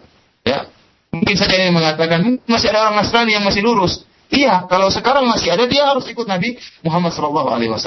Sedangkan Nabi Isa alaihissalam nanti tatkala turun di akhir zaman akan berjalan dengan syariatnya Nabi Muhammad SAW. Akan tetapi di zaman dahulu tatkala sebelum Nabi Muhammad SAW diutus, ternyata di zaman Nabi Isa yang ada orang-orang yang masih berpegang teguh dengan syariat Nabi Isa yang justru tidak perubahan, maka akidahnya sama dengan akidahnya Nabi Ibrahim, akidahnya Nabi Isa, dan seluruh para nabi akidahnya sama, yaitu mentauhidkan Allah Subhanahu wa taala dan tidak berbuat kesyirikan. Sekarang setelah diutus Nabi Muhammad, maka syariat Nabi Muhammad memansuhkan syariat-syariat yang sebelumnya dihapuskan, dan seluruh orang harus mengikuti syariat Nabi Muhammad SAW, oleh Nabi yang terakhir dan diutus untuk seluruh umat manusia. Wallahu ta'ala alam bisawab. Nah, jazakallahu khairan untuk jawaban Ustaz. Selanjutnya kami angkat pertanyaan dari penelpon kembali. Ada Ibu Nani yang berada di Depok. Kami persilakan. Assalamualaikum Ibu. Warahmatullahi wabarakatuh. Saya mau menanyakan ini Ustaz, jika kita punya tetangga yang non Muslim gitu ya, dan ada juga beberapa orang yang murtad di sini. Bagaimana cara kita mendakwahkan waktu saya mendengar kajian Syekh itu dengan akhlak yang baik? Apakah perlu kita menegakkan hujah juga Ustaz, seperti aslim, taslam gitu ke mereka dengan cara memberikan buku? Hanya terkendala ini Ustaz, dengan peraturan pemerintah tidak boleh mempengaruhi orang yang beragama lain. Nah, terus yang kedua ini, orang-orang yang masuk ke firqoh itu Ustaz, buku-buku yang mereka pakai, Ustadz pun itu dari mereka semua, sehingga seolah-olah tidak terbuka pikiran ketika melihat kebenaran Islam yang sebenar itu seperti apa. Apakah ini diberi toleransi juga? Itu aja. Assalamualaikum warahmatullahi wabarakatuh. Assalamualaikum warahmatullahi wabarakatuh. Para pendengar radio yang dimuliakan Allah Subhanahu wa taala, ya, kita tentunya ingin berdakwah, ya. Kita ingin menyebarkan dakwah Islam. Kita ingin menjadikan Islam adalah agama yang zahir, yang nampak di seluruh alam semesta. Oleh karenanya kita tidak hanya mendakwahi kaum muslimin yang masih melakukan penyimpangan, kita juga mendakwahi orang-orang yang berada di luar agama kita, seperti Yahudi dan Nasrani atau Buddha atau Hindu atau Majusi, yang semuanya adalah agama kesyirikan, ya. Kita mendakwahi mereka agar mereka bertauhid kepada Allah Subhanahu wa taala. Adapun cara dakwah, tentunya masing-masing kita lebih ngerti tentang orang yang sedang kita hadapi. Setiap tempat tentunya berbeda dengan tempat yang lain, bahkan setiap orang berbeda dengan orang yang lain. Masing-masing orang yang kita hadapi memiliki metode khusus yang tentunya kita lebih ngerti, ya. Dengan akhlak yang mulia, dengan memberi buku, dengan mengajak berdialog, ya. Dan semuanya itu disyariatkan dalam Islam, ya. Kita kasih buku, ya, atau kita ajak dialog, kita kasih hadiah untuk menarik hatinya. Semuanya insya Allah kalau kita niatkan untuk dakwah, kita akan dapat pahala dari Allah Subhanahu wa taala. Ya, adapun mengenai toleransi, maksudnya toleransi, maksudnya mentoleransi agama mereka, artinya membenarkan agama mereka. Kalau maksudnya mentoleransi adalah membenarkan agama mereka, maka tidak benar. Berarti kita telah membenarkan kesyirikan, kesyirikan, dan kalau kesyirikan benar berarti tauhid itu batil. Tauhid itu batil. Tapi kalau maksudnya toleransi, artinya tetap bergaul dengan mereka, ya, tetap bergaul dengan mereka, tetap bermuamalah dengan mereka, maka itu melihat kondisi yang ada, ya, kondisi yang ada di negara kita ini. Tetap kita harus bermuamalah dengan mereka. Tidak mungkin kita berpisah, terutama seperti saya misalnya tinggal di Irian Jaya, yang tentunya saya pun belajar bersama orang Nasrani, sekelas bersama mereka, bahkan duduk sebangku dengan mereka, ya.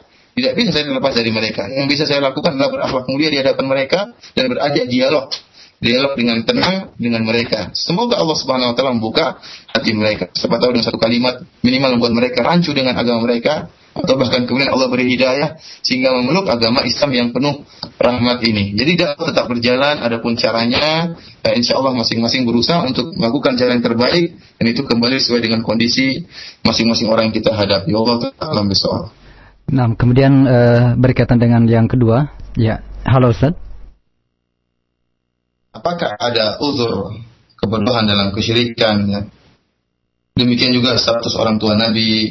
Tadi telah kita jelaskan secara panjang lebar dalam ceramah kita, ya, bahwasanya pendapat yang rajih alul fatrah itu yang tidak sampai kepada mereka dakwah Islam, mereka akan diuji oleh Allah Subhanahu wa taala di akhirat kelak. Sebagaimana dijelaskan dalam hadis yang sahih dari riwayat Imam Ahmad, ya. Apa yang dimaksud al-fatrah itu? Orang yang tidak sampai dakwah kepada mereka. Terserah apa agama mereka, apakah mereka beragama animisme, penyembah arwah, atau mereka tidak beragama sama sekali, atau mereka beragama Hindu, beragama Buddha, atau beragama Nasrani, beragama Yahudi, ya. Kalau memang benar-benar tidak sampai kepada mereka dakwah, sementara mereka sudah berusaha mencari kebenaran dan tidak sama sekali tidak mendapatkan dakwah, tidak sampai kepada mereka dakwah, maka orang seperti ini tidak bisa kita hukumi di akhirat kelak bahwasanya mereka pasti masuk neraka. Tidak bisa kita hukumi demikian. Karena hadisnya jelas tadi, hadis riwayat Imam Ahmad. Ada alul fatrah yang tatkala Allah tanya kepada mereka, tanya kepada dia, kenapa tidak masuk Islam? Kata dia, bagaimana saya masuk Islam? Tidak ada Rasul yang sampai kepadaku. Ya, dan di antara maksud Rasul itu adalah dakwah Rasulullah, dakwah para Rasul. Tidak sampai kepadanya dakwah, bagaimana dia bisa masuk Islam? Orang seperti ini tidak bisa kita vonis bahwasanya dia pasti masuk neraka. Kita serahkan urusannya kepada Allah Subhanahu wa taala. Akan tapi hukum dia di dunia, dia orang kafir. Karena tidak memeluk agama Islam, dia orang kafir. Kalau dia meninggal, tidak boleh dikuburkan di pekuburan orang muslim. Kalau dia menikah, tidak boleh kita nikahkan dengan wanita muslimah. Kalau dia memotong sembelihan, tidak boleh kita makan sembelihannya kalau dia bukan dari ahlul kitab, ya. Akan tapi ya, apakah dia diazab di akhirat atau tidak, itu urusan Allah Subhanahu wa taala. Meskipun hukum dunia dia adalah orang kafir. Allah taala alam bisawab. Baik, Ustaz, selanjutnya kami angkat pertanyaan dari pesan singkat kembali, dan ini merupakan pertanyaan yang dijamak dari pertanyaan Ibu Nani tadi mengenai bagaimanakah hukum dari anggota firqah-firqah sesat yang dalam kondisi terkungkung oleh bacaan-bacaan yang mereka baca dari ustaz-ustaznya atau dari kalangan mereka sendiri, sehingga tidak mampu untuk melihat kebenaran yang sebenarnya dari Islam ini. Apakah ada uzur dalam hal ini bagi mereka? Jazakumullahu khairan. Para pendengar dari Roja yang dimuliakan oleh Allah Subhanahu wa taala, masalah uzur adalah masalah yang gaib. Yang tahu hanyalah Allah Subhanahu wa taala. Cuma kita kasih kaidah, ya. Kita kasih kaidah. Kalau seorang sudah berusaha mencari kebenaran, namun ternyata pintu-pintu kebenaran tertutup, tidak berkesempatan untuk mengenal kebenaran, ya, atau sampai kepada dia tentang Islam, tentang ahlu sunnah misalnya dalam keadaan yang buruk dengan pemberitaan yang sangat buruk, sehingga akhirnya memalingkan dia dari untuk mempelajari ahlu sunnah karena dia dengar ahlu sunnah misalnya teroris, ternyata tidak benar, ahlu sunnah adalah demikian, maka bisa jadi, saya katakan bisa jadi dia beri uzur oleh Allah Subhanahu wa taala setelah dia berusaha mengenal kebenaran, berusaha mencari kebenaran. Dan bahkan tatkala sampai ahlu sunnah, dakwah sunnah kepada dia sampai dalam keadaan musyawwahah, dalam keadaan tercemar, sehingga dia menyangka ahlu sunnah seperti itu adalah teroris dan macam-macamnya, padahal tidak benar. Orang seperti ini mudah-mudahan Allah kasih uzur, ya. Tapi kalau ternyata sudah ada pintu kebenaran, celah untuk mengenal kebenaran, ya, namun dia tetap i'rad, tetap berpaling, ya. Sudah dikasih buku tidak mau dibaca, ya. Sudah ada radio misalnya tidak mau dia dengarkan, tidak mau sekali-sekali ngecek benar atau tidak, ya. Sekali-sekali dia memalingkan dirinya atau mengikut hawa nafsunya, ya. Kalau saya ikut manhaj Ahlus Sunnah nanti saya akan terkekang misalnya. Maka orang sebenarnya tidak akan ada uzur dari Allah Subhanahu wa taala. Tidak akan ada uzur dari Allah Subhanahu wa taala. Kita hanya menghukum zahirnya di dunia ini. Seperti tadi kita katakan orang-orang kafir, hukum zahir di dunia mereka kafir. Tapi bagaimana di akhirat itu urusan Allah Subhanahu wa taala. Allah yang lebih tahu mana si fulan yang berhak dapat uzur, mana yang tidak berhak dapat uzur. Demikian juga firqah-firqah yang menyimpang, ya. Kita hukumi di dunia ini bahwasanya mereka termasuk firqah-firqah tersebut. Adapun apakah mereka diberi uzur oleh Allah di akhirat kelak, itu adalah hal yang gaib yang mengetahui hanya Allah Subhanahu wa taala, karena yang mengetahui tentang hakikat orang tersebut hanyalah Allah Subhanahu wa taala. Apakah dia berusaha atau tidak? Apakah memang dia sudah berusaha kemudian terhalangi atau tidak? Yang tahu hanyalah Allah Subhanahu wa taala. Nah, selanjutnya dari pendengar pesan singkat kembali dari Pak Ahmad di Jakarta. Ustadz, mengenai kata Yahudi yang ada di dalam Al-Quran ataupun hadis-hadis Nabi Sallallahu Alaihi Wasallam itu berasal dari sebuah sifat ataukah nama dari seorang hamba Allah? Demikian, jazakallah khairan.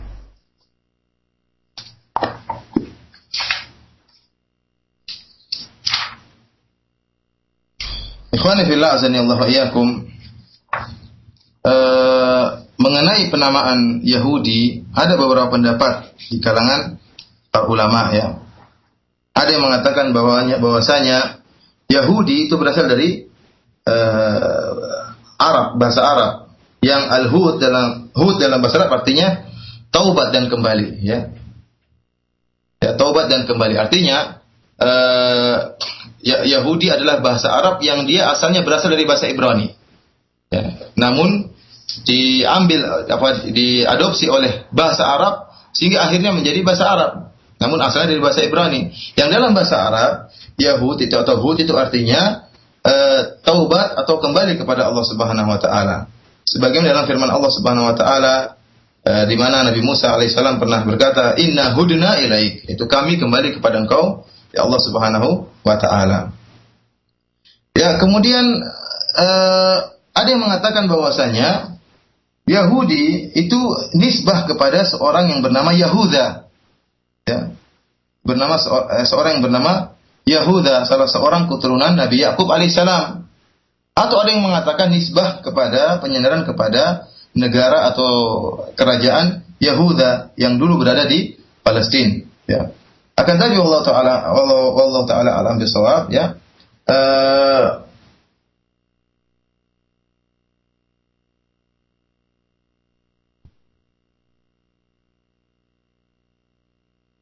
Ya, naam, halo Ustaz. Saya tidak bisa merojihkan salah satu dari kedua pendapat tersebut ya tentang asal muasal penamaan Yahudi ya. Akan tapi yang agama Yahudi adalah orang-orang yang menyangka mereka adalah pengikut Nabi Musa alaihissalam ya. Adapun Israel sebagaimana saya jelaskan, Israel adalah Yakub alaihissalam.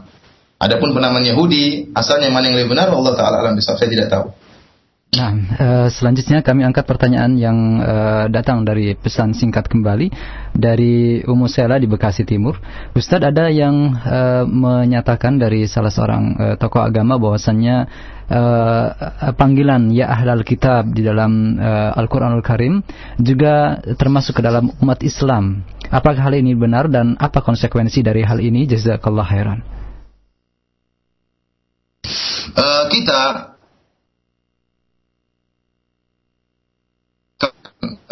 bahaslah itu orang yang punya kitab yang diturunkan oleh Allah Subhanahu wa taala. Orang Islam termasuk orang-orang yang memiliki kitab suci. Akan tapi kita berbicara dengan suatu mustalah, suatu istilah syar'i. Ahlul kitab diistilahkan dalam syariat Islam adalah orang-orang Yahudi dan Nasrani, ya. Tidak pernah diistilahkan dalam syariat Islam ahlul kitab adalah orang Islam, tidak ada.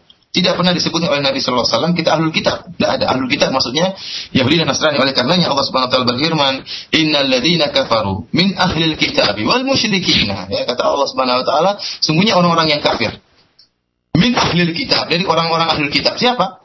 Bukan orang Islam tentunya, maksudnya orang Yahudi dan Nasrani.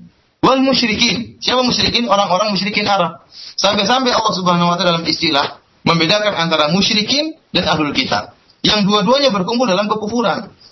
Istilah musyrikin maksudnya kepada orang-orang penyembah berhala. Meskipun kita tahu Yahudi dan Nasrani juga musyrikin, tetapi tatkala kita bicara tentang istilah, ya, istilah yang digunakan dalam Al-Qur'an musyrikin, ya, diistilahkan dalam ayat ini adalah untuk orang-orang penyembah berhala. Adapun ahlul kitab kepada Nasrani dan Yahudi. Makanya Allah berfirman, "Innal ladzina kafaru min ahlil kitabi wal musyrikina." Sungguhnya orang-orang yang kafir dari kalangan ahlul kitab dan orang-orang musyrik. Maksudnya apa ahlul kitab? Yahudi dan Nasrani, bukan orang Islam. Ya, jadi kita tatkala bicara dengan mustalah, istilah kita mengikuti istilah syar'i, dan ahlul kitab tidaklah diistilahkan kecuali kepada Yahudi dan Nasrani. Orang Islam tidak masuk dalam ahlul kitab. Kaum muslimin disebut dengan kaum muslimin. Allah taala alam bisawab. Nah, selanjutnya kami angkat pertanyaan dari penelpon. Kami persilakan untuk Anda yang akan bertanya kepada Ustadz secara langsung. Di kesempatan siang hari ini Anda bisa hubungi kami di 0218236543. Dan juga masih tersisa waktu bagi kita untuk ke depan 5 menit terakhir. Kami persilakan di 0218236543. Kami angkat untuk yang berikut. Halo, assalamualaikum. Waalaikumsalam. Dengan siapa, Pak? Sam Cinere. Nah, silakan Bapak. Itu ada kisah pezina yang menolong anjing yang kelaparan mau masuk surga itu, bagaimana itu kisahnya itu?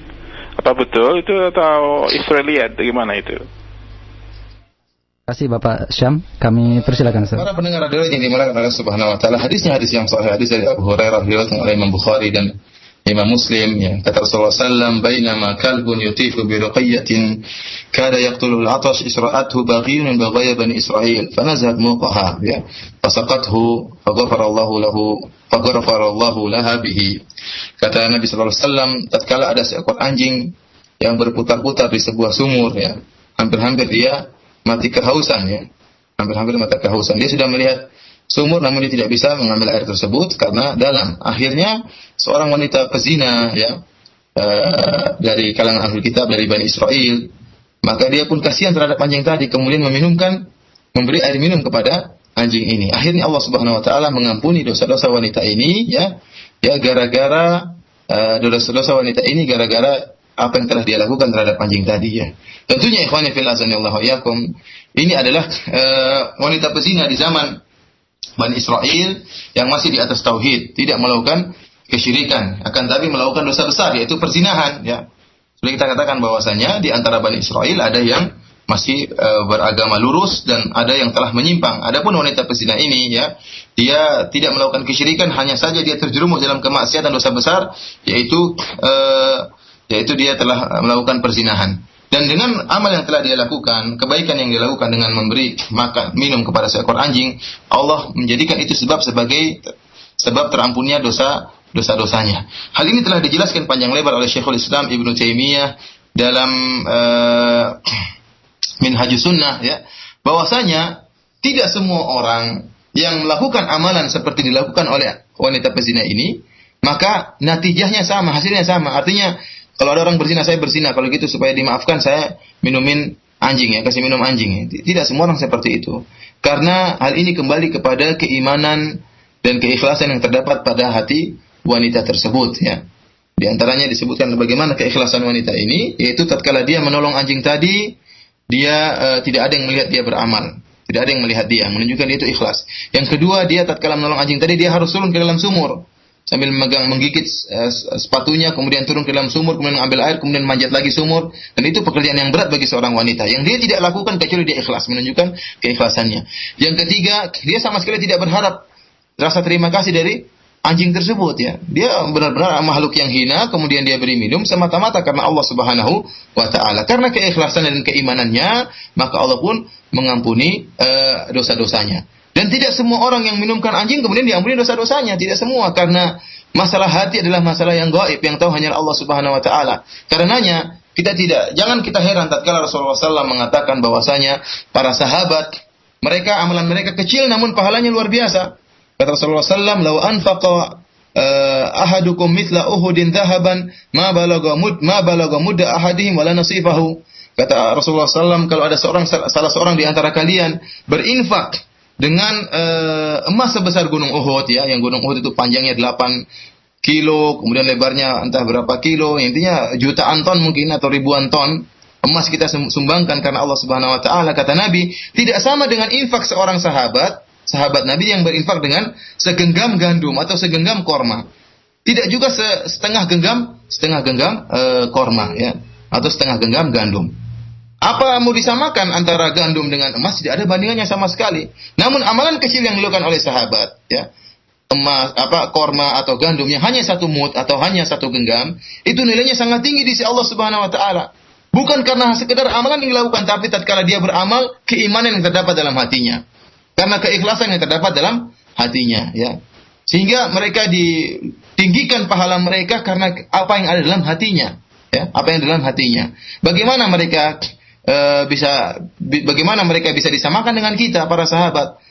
Mereka melihat langsung Nabi sallallahu alaihi wasallam. Mereka diajar langsung oleh Nabi sallallahu alaihi wasallam. Mereka ikut peperangan bersama dengan Nabi sallallahu alaihi wasallam. Mereka melihat mukjizat Nabi sallallahu alaihi wasallam, sementara kita hanya mendengar, hanya menghayal. Tidak akan sama keimanan mereka dengan keimanan kita. Tidak sama orang yang melihat langsung dengan mendengar. Tidak sama orang yang ikut serta-merta dengan orang yang hanya menjadi penonton. Tidak sama. Para sahabat dengar langsung melihat Nabi, langsung ikut serta dalam peperangan beliau, ikut serta dalam dakwah beliau. Tentunya keimanan mereka sangat luar biasa. Oleh karenanya amalan yang sedikit bisa jadi nilainya sangat besar di sisi Allah. Sehingga sedekah yang mereka berikan meskipun hanya segenggam gandum, lebih tinggi nilainya daripada kalau kita ini menyumbangkan emas sebesar gunung Uhud. Dan fadlullahi yu'tihi man yasha, itulah karunia yang Allah berikan kepada para sahabat. Demikian juga wanita dari kalangan Bani Israel ini yang kemudian dimaafkan oleh Allah karena meminumkan seekor anjing. Dia bukan wanita dari Bani Israel yang melakukan kesyirikan, tidak, ya, karena kesyirikan tidak bisa diampuni, ya. Akan tetapi dia itu diampuni karena melakukan dosa besar, yaitu berzina. Dan ternyata dia melakukan suatu amalan yang kelihatannya sederhana, akan tapi karena apa yang terdapat dalam hatinya berupa keikhlasan dan keimanan, akhirnya Allah Subhanahu wa taala mengampuni dosa besarnya, yaitu zina. Allah taala alam bisawab. Baik Ustaz, tampaknya ini ada satu pertanyaan terakhir dari Pak Ismet di Narogong yang sudah masuk, Ustaz, ya. Kami angkat. Assalamualaikum. Ya, silakan. Assalamualaikum warahmatullahi wabarakatuh. Ya, silakan Pak Ismet. Ini saya mau nanya mengenai ayat 102 surat Al-Baqarah. Ya. Halo. Ya, naam, silakan. Ya, surat 102 surat Al-Baqarah, mengenai di situ ada kalimat malakaini. Malakaini ini saya belum mengerti apakah itu raja, apakah itu 2 orang malaikat. Soalnya begini, kalau sekiranya Harut dan Marut itu dikatakan malaikat, sedangkan buat pemimpin kamu tidak ada, harus dari bangsa kamu sendiri. Yang saya tanyakan di sini, Harut dan Marut itu apakah malaikat, apakah jin, apa setan itu? Itu aja pertanyaannya, Pak. Terima kasih untuk Pak Ismet. Kami persilakan.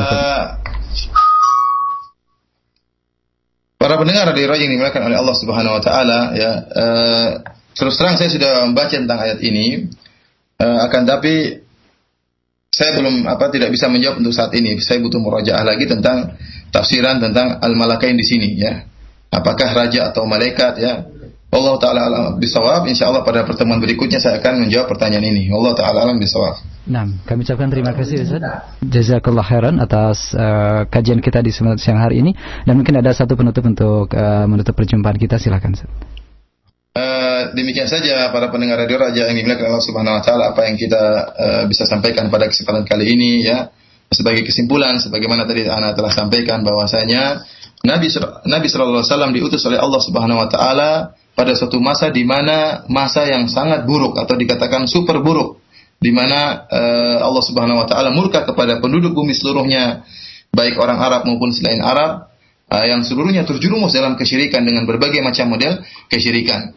Bahkan terutama di Jazirah Arab benar-benar terjadi merupakan pusat kerusakan, baik dari sisi akidah maupun sisi moral, sebagaimana telah kita jelaskan pada pertemuan lalu. Dari sisi akidah, di situ ada agama Yahudi, ada agama Nasrani, ada agama Majusi, ada yang menyembah matahari, ada yang menyembah patung, ya.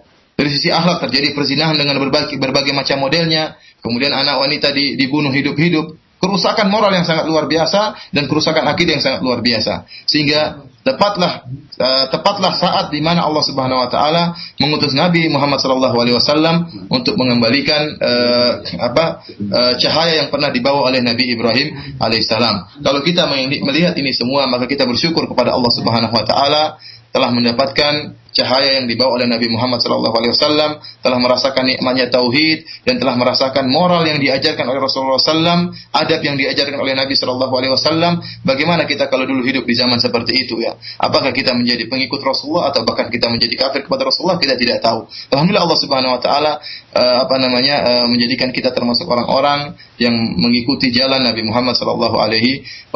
Demikian saja, kurang lebihnya saya mohon maaf. Wabillahi taufiq wal hidayah. Assalamualaikum warahmatullahi wabarakatuh.